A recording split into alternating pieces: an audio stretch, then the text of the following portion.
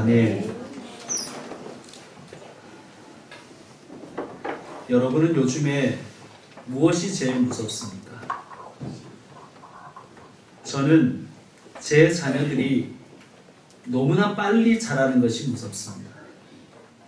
정말 무섭도록 빨리 자라는 자녀들, 양육비도 무섭지만 제가 제일 무서운 것은 제가 제 자녀들을 제대로 교육할 수 있을까? 특별히 신앙으로 제대로 교육하지 못할까봐 두려울 때가 많습니다.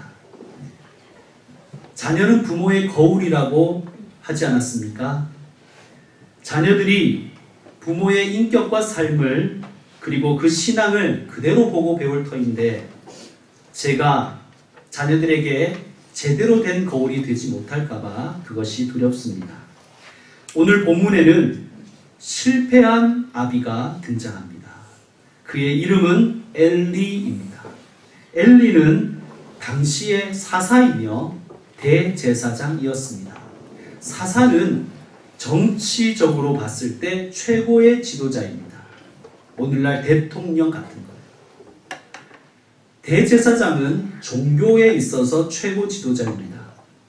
그러므로 엘리라는 아비는 사회적으로나 또 종교적으로나 번듯하게 성공한 것처럼 보이는 사람이었습니다. 그런데 성경은 이 엘리를 실패한 아비로 그렇게 기억합니다. 왜 그럴까요? 신앙교육에서 실패했기 때문입니다. 우리 하나님 백성에게 있어서는 사회적, 경제적 성공과 실패가 인생의 성공과 실패를 가름하지 않습니다.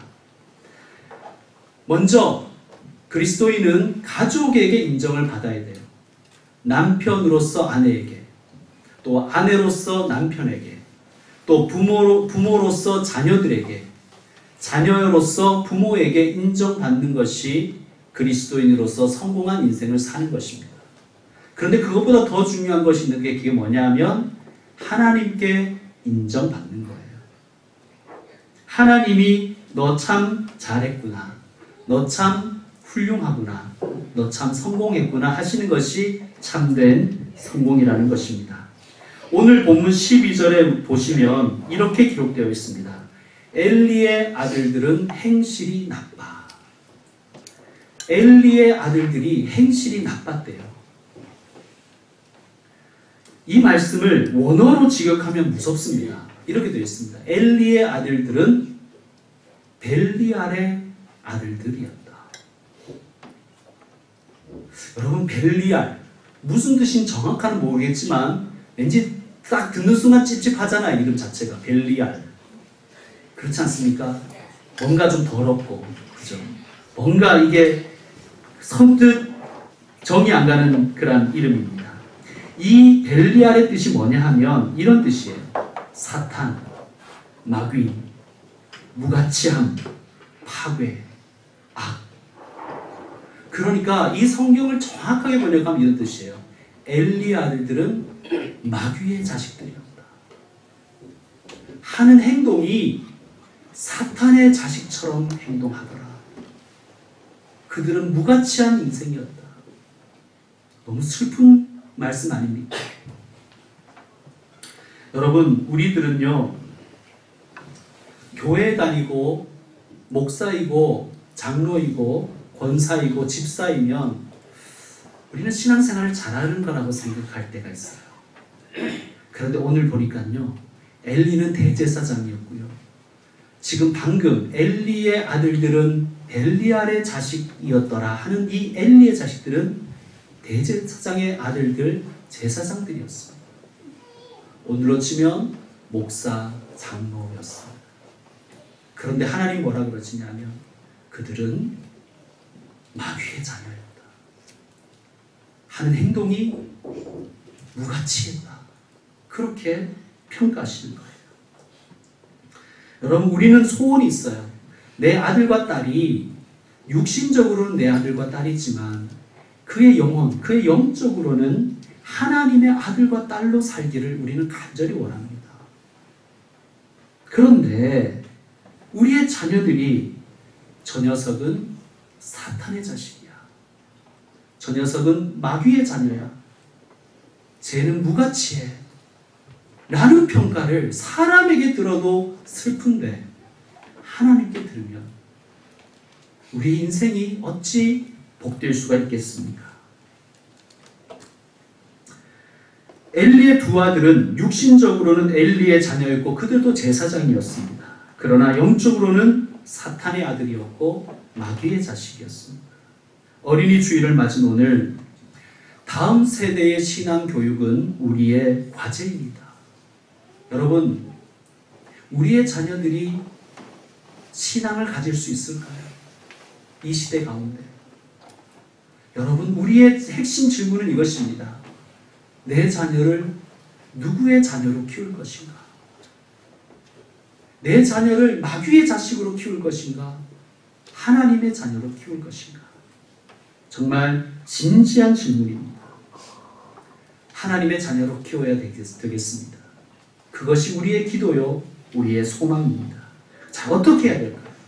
오늘 말씀을 통해서 신앙교육의 원칙, 자녀를 어떻게 양육할 것인가, 신앙적으로 어떻게 양육할 것인가에 대해서 우리가 한번 진지하게 생각해 보도록 하겠습니다. 자녀 신앙 교육 첫 번째 원칙은 하나님을 알게 하라입니다. 따라합시다. 하나님을 알게 하라. 하나님을 알게 하라. 자, 엘리의 자식들은 왜 마귀의 자식이라고 불렸을까요? 12절 후반부를 마저 보겠습니다. 이렇게 되어 있습니다. 엘리의 아들들은 행실이 나빠 여호와를 알지 못하더라. 엘리의 자식들이 하나님을 몰랐대요. 13절에 보면 바로 이어서 나오죠. 그 제사장들이. 그러니까 이 엘리의 아들들이 제사장들이었어요. 그런데 하나님을 몰랐다니요. 그러니까 우리가 여기서 분명한 것은 하나님을 안다, 여호와를 안다는 것은 단지 하나님에 대해서, 성경에 대해서 그냥 지식 몇 가지를 가지고 있다는 뜻이 아님을 알 수 있습니다. 여러분, 우리가 예를 들어서 나 그 사람 잘 알아요, 나 걔 잘 알아 라고 할 때 이 안다는 것이 단지 뭐 걔가 키가 몇 센치고 몸무게가 몇 킬로그램이고 뭐 이런 객관적인 데이터를 알고 있다는 것만을 의미하진 않지 않습니까? 내가 그 사람 잘 알아요 라고 하는 것은 저는 그 사람과 친해요, 친분이 있다는 뜻이 아니겠습니까? 사귐이 있다는 뜻이에요.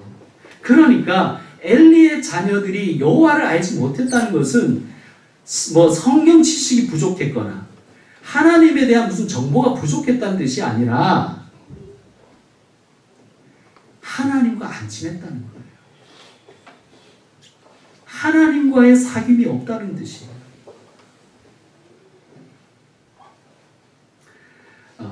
여러분, 신앙교육은요, 자녀들이 하나님과 사귈 수 있도록 도와주는 거예요. 하나님과 만나고, 하나님과 교제 나누고, 하나님을 친근하게 여길 수 있도록 도와주는 것이 신앙교육의 출발입니다. 예배 시간은요, 하나님과 사귀는 시간이에요. 이 사귀는 통로, 도구가 뭐냐 하면 말씀, 기도, 찬양이 하나님과 사귀는 도구예요.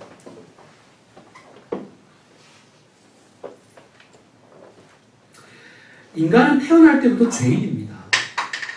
여러분, 자녀를 키워보면요, 가르쳐주지 않는데도 자녀가 거짓말을 해요. 인간은 죄인이에요. 가르쳐주지 않았는데요, 친구를 괴롭혀요. 인간은 죄인입니다. 정말 죄송한 말씀이지만 정확하게 말씀드리면 인간은 태어날 때부터 마귀 새끼로 태어난다는 거예요.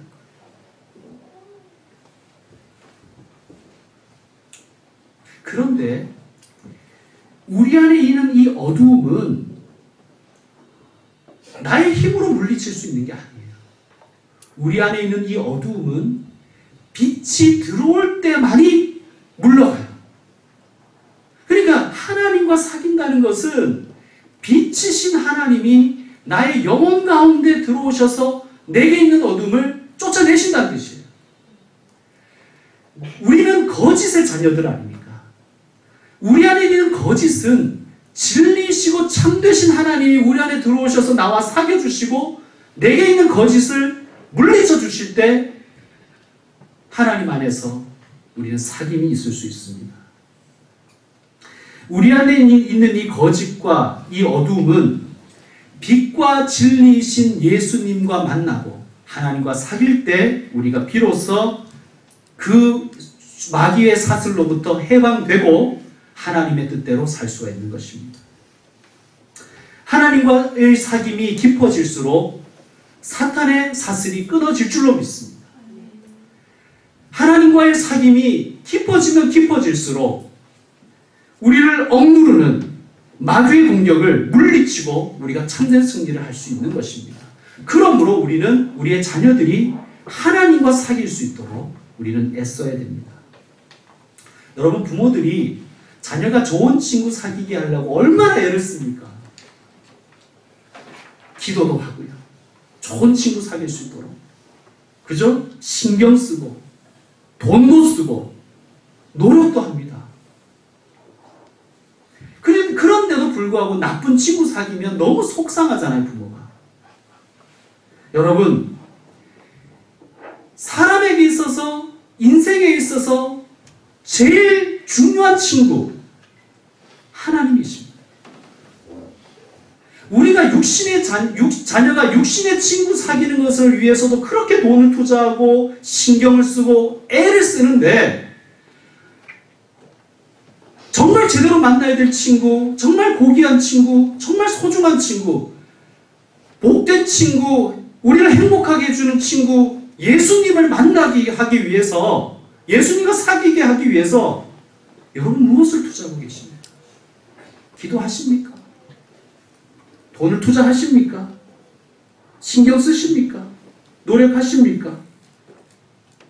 자녀들이 하나님 만나고 하나님 알고 하나님과 친밀한 관계를 맺고 있는지 살피십시오. 이를 위해 교회와 가정은 협력해야 됩니다.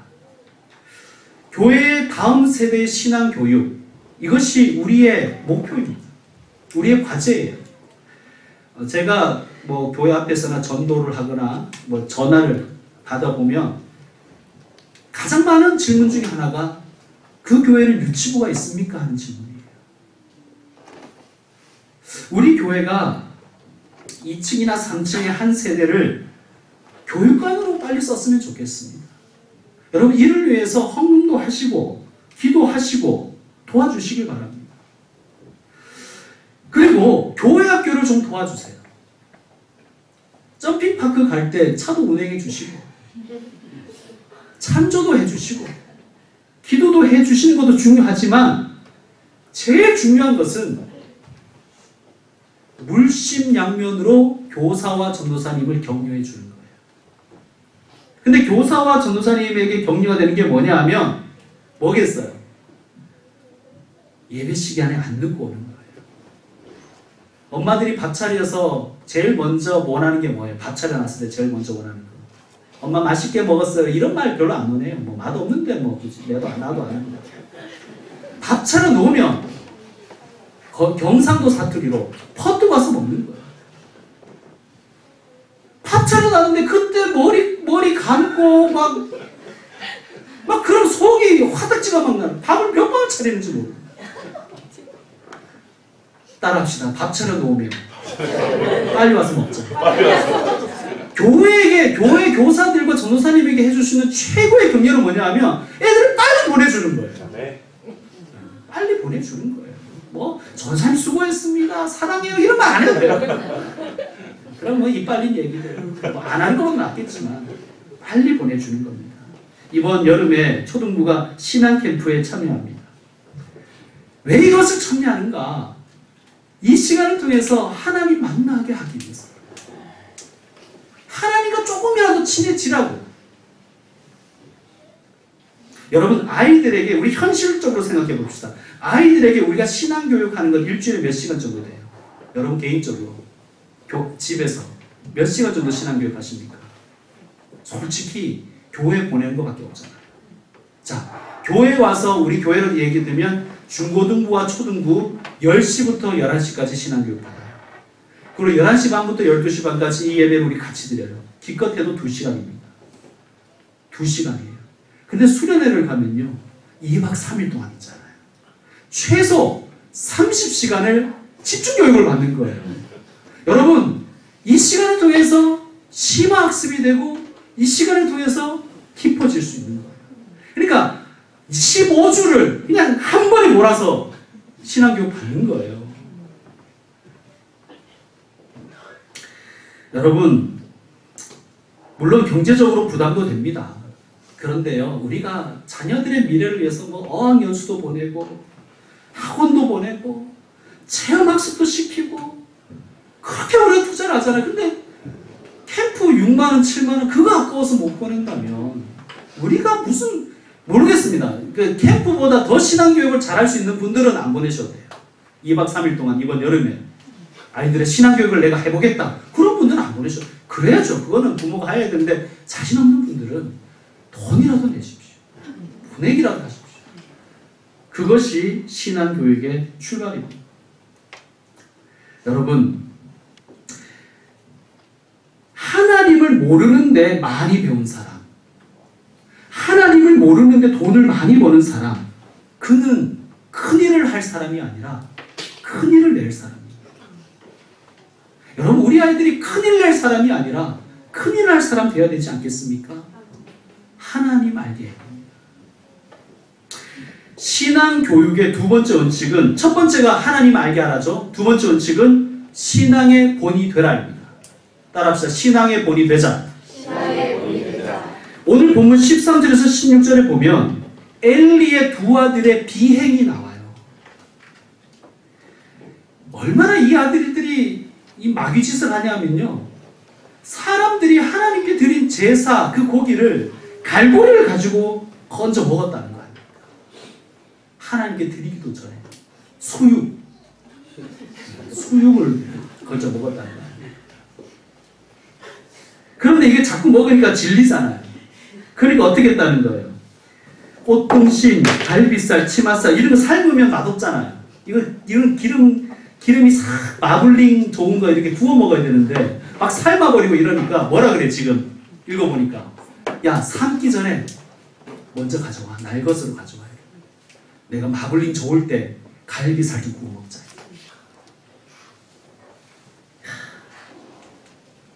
여러분, 이것은 오늘날로 말하면요, 헌금을 배임하고 횡령하는 거예요.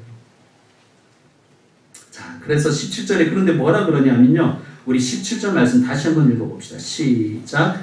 이 소년들의 죄가 여호와 앞에 심히 크면 그들이 여호와의 제사를 멸시함이었더라. 아멘. 어떻게 이런 짓을 할 수 있는가? 가능하죠. 제사를 멸시하는데 가능합니다. 충분히 이럴 수 있습니다. 제사 그까짓 것, 내가 내 배 채우는 게 중요하지. 제사를 멸시했다는 거예요. 제사는 오늘날의 예배입니다. 제사와 예배를 멸시한다는 것은요, 하나님을 멸시하는 거예요. 여러분, 예배를 사랑하고 소중히 여겨야 합니다. 그게 부모가 보여줄 본이에요. 하나님은 어떤 사람 찾는지 아세요? 하나님은 돈 많은 사람 찾는 게 아니에요. 하나님은 성공한 사람 찾는 게 아니에요. 하나님은 힘센 사람 찾는 게 아니라 요한복음 4장 23절에 보니 하나님은 예배하는 자를 찾으시네요. 영과 진리로 예배하는 자를 찾으신대요. 옛날 성경 표현대로 하면 신령과 진정으로 예배하는 자를 찾으신대요. 하나님은 예배자를 찾으시는 거예요. 자, 엘리의 자녀들은 왜 제사를 멸시했을까요? 엘리가 신앙의 본이 되지 않았기 때문입니다. 여러분, 부모는 신앙의 본이 되어야 됩니다. 양승헌 목사님이라는 분이 계셔요. 지금은 많이 활동을 하지 않는 것 같은데요. 제가 교육전도사 할 때까지만 해도 어린이 사역자로 굉장히 유명한 분이었습니다. 이 양승헌 목사님이 크리스천다움이라는 책에 이런 글을 쓰셨더라고요. 강도눅이라는 사람을 소개하면서, 강도눅이라는 사람이 어떤 사람이냐면 교육가이고 교회에서는 장로였습니다. 그에게 딸이 하나 있었는데 딸의 이름을 강반석이라고 이름을 지어주었대요. 성경에 나오는 대로 반석 같은 믿음 가지라고.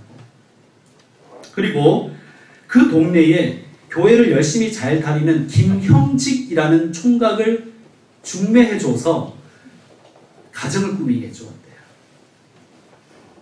그런데 어쨌든 이 김형직과 강반석은 교회를 잘 다니는 두 총각 처녀가 만나서 결혼하여 가정을 이루었습니다. 이 김형직과 강반석 사이에서 우리가 알고 있는 김일성이가 태어난 거예요. 김형직과 강반석은 아들에게 좋은 풍채와 좋은 외모와 똑똑한 머리와 카리스마 있는 리더십 등을 물려주었습니다. 그런데 단 한 가지, 예수 그리스도만 빼고 물려줬어요. 이 양승원 목사님이 언젠가 평양에 가봤을 때 김일성 자서전을 본 적이 있대요. 그 자서전에 어린이 사역자인 양승원 목사님의 뒤통수를 때리는 글을 읽게 되었대요. 김일성 자서전에 이렇게 실려 있더랍니다. 어머니는 일요일마다 내 손을 붙들고 교회에 갔다. 그리고 어머니는 계속 졸았다. 이게 김일성이 기독교 집안에서 자기 자서전에 기록한 영적인 경험의 전부라는 거예요. 일요일마다 엄마는 내 손을 잡고 교회에 갔다. 그리고 예배 시간 내도록 졸았다.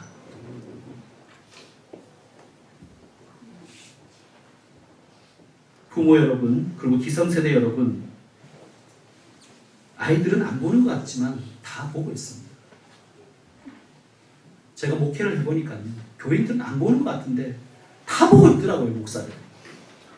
우리 아이들이 부모를 안 보는 것 같죠? 다 보고 있어요. 그리고 그대로 할 것입니다. 예배에 본이 되십시오. 예배를 사랑하십시오. 예배에 지각 좀 하지 마세요, 좀. 일주일에 몇 시간 예배 드린다고 그걸 지각을 합니까? 새벽부터 오라는 것도 아니고. 아이들이 그대로 배울 거예요. 그리고 김일성 같은 인간이 나와서 동족 상잔의 비극 같은 걸 만들어낼 것이고 큰일 낼 놈으로 자랄 겁니다. 하나님의 자녀로 크는 게 아니라 벨리알의 자녀로 크는 겁니다. 부모들이 예배를 멸시하는데 어떻게 자녀가 예배를 사랑합니까? 부모들이 교회를 존중하지 않는데 자녀들이 어떻게 교회를 존중합니까? 예배 멸시하고 하나님 멸시하는 것, 자녀들을 벨리알의 자녀로 만드는 것입니다. 여러분, 부모 중에 누가 자녀가 벨리알의 자녀 되기를 원하는 사람이 어디 있겠어요? 그냥 그렇게 된다니까요. 본이 되지 않으면. 보세요. 강동욱 할아버지도 장로님, 아버지도 교회 열심히 다니고 엄마도 이름부터가 강반석이잖아요. 믿음 있다고 하는 두 부모에서 자라난 김일성이가 6.25를 일으켜가지고 민족에 이 반백년이 되도록 이렇게 피해를 입히는 것 아닙니까?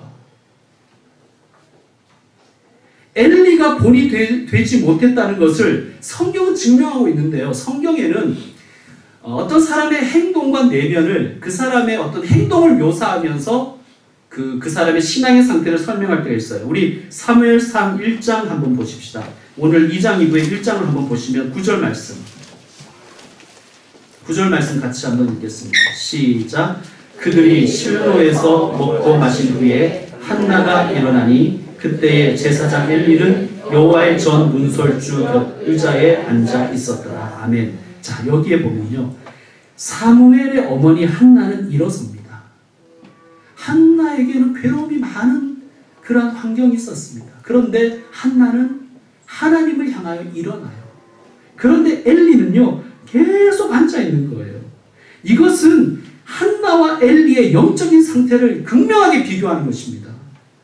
엘리가 영적 침체 가운데 있는 거예요. 자, 3장 2절도 보겠습니다. 3장 2절. 같이 읽겠습니다. 3장 2절 시작. 엘리의 눈이 점점 어두워 가서 잘 보지 못하는 그때에 그가 자기 처소에 누웠고. 아멘. 자, 엘리가 계속 앉아있다가 눈이 어두워졌대요. 여기서 이 눈이란 단지 육신의 눈만 의미하는 게 아니라요, 영적인 명화를 의미하는 거예요. 계속 앉아있다가 영적인 당뇨병에 걸려서 눈도 멀어버린 거예요. 그리고 계속 누워있는 거예요. 앉아있다가 눈도 어두워지고 이제는 아예 누워서 누백이다가 목이 부러져 죽습니다. 여러분, 이 엘리의 상태를 한번 보세요. 그냥 계속 앉아있다가 눈도 어두워지고 누워있다가 죽었습니다. 여러분, 신앙생활 하다 보면 힘들 때가 있죠. 주저앉을 때도 있고요. 누워있을 때도 있을 것입니다. 이해합니다. 저도 그런데요. 그런데요, 자녀들에게 우리 아버지 어머니가 믿음으로 다시 한번 일어서는 걸 보여주십시오. 자녀들이 그걸 보는 거예요. 우리 엄마 아빠가 저렇게 힘든데, 우리 엄마 아빠 사업이 저렇게 힘들고 먹고 살기가 저렇게 힘든데 엄마 아빠가 믿음으로 일어서더라. 그게 신앙 교육이잖아요. 그게 안 되면 안 믿는 부모들하고 다른 게 뭐가 있습니까? 이제 말씀 마무리하겠습니다.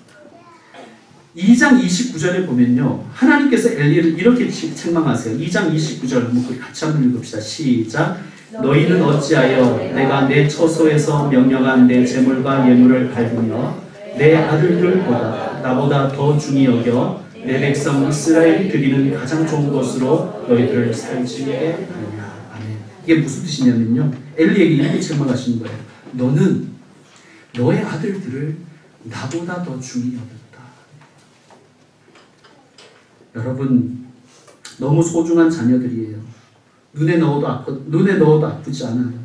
목숨을 대신 주어도 전혀 아깝지 않아요. 그런데요, 우리는 신앙인이잖아요. 아이들이 좋아하는 게 있고요, 하나님이 기뻐하시는 게 있어요. 그러면 신앙의 부모는 뭘 해줘야 된다는 거예요? 하나님이 중히 여기시는 것, 하나님이 기뻐하시는 것을 줘야 돼요. 그게 신앙인이 해야 할 일입니다. 하나님의 법과 식을 가르치고 하나님을 사랑하게 하고 하나님을 중히 여기는 것, 자녀들이 보고 배울 것입니다. 제 아들 이야기를 한 가지만 하고 마치도록 하겠습니다. 제 아들 반에 있었던 예화입니다. 학교에서 서로 존중하자는 의미로 또래 존중어를 쓰자고 그랬대요. 또래 존중어. 뭔지 아세요? 친구들을 이름을 부르지 않고 님자를 붙이는 거예요. 예를 들면 형서가 이렇게 부르지 않고 형성님 이렇게 붙이라는 거예요. 아들 친구 중에, 반 친구 중에 하나라는 이름을 가진 아이가 있었대요. 그래서 아이들이 하나님, 하나님 하고 불렀대요. 그런데 그 아이가 이렇게 얘기하더랍니다. 난 불교인데. 여러분, 존중어를 쓴다고 존중하는 건 아니잖아요. 하나님, 하나님 많이 얘기한다고 하나님을 믿는 것은 아닙니다. 여러분, 신앙교육은 말로 되지 않습니다. 교회에 보낸다고, 밥을 먹을 때 식사기도 한다고 그것이 신앙교육은 아닙니다. 물론 뭐 안 하는 것보다 낫겠죠. 하나님을 알게 하고 하나님과 친해지게 하고 하나님과 사귈 수 있는 시간을 배려하십시오. 그리고 부모님들이 본을 보여주십시오. 하나님을 사랑하는 본을 보여주십시오. 교회를 사랑하는 본을, 교회를 존중하는 본을 보여주십시오. 그것이 하나님 앞에 신앙인 부모가 할 책무입니다. 어린이 주일을 맞이해서 자녀 교육을 위해서 깊이 마음에 새기고, 아직 자녀가 없는 분들은 교회의 자녀들이 나의 자녀들이라 생각하고 우리 아이들을 위해서 기도하고 명심하는 말씀이 되었으면 좋겠습니다. 기도하겠습니다. 하나님, 우리 자녀들이 하나님을 알기를 원합니다. 하나님, 우리 자녀들이 여호와를 아는 것